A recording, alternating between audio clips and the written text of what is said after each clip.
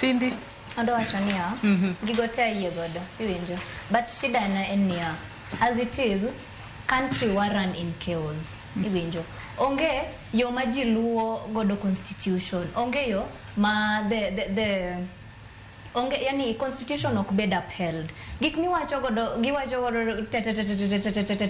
sirkal onego lu constitution sirkal onego tim ma igi machacha gigo kingiyo nie constitution iwinjo koro kata vision 2030 update no bidwa ni wadhi e conclave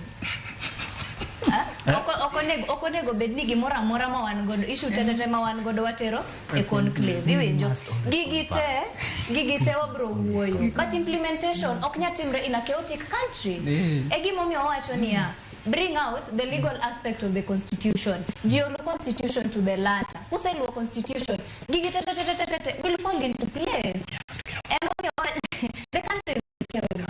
Believe it or not, it is in chaos. Gikmoko okti, systems okti. Saba manage your theory. Kwani na gidhi ni kesho odigi jiok nyabet. Andina ero dina jito gikmoko timore eyo moko luore. Emomiyo wane street spill. Ki address issues wagi. Kimyo watije. Kimyo accountability. Kinyiso wani pesa mar 2.1 billion ni not yo kama mokni 1.3 mar part of that 2.1 olala.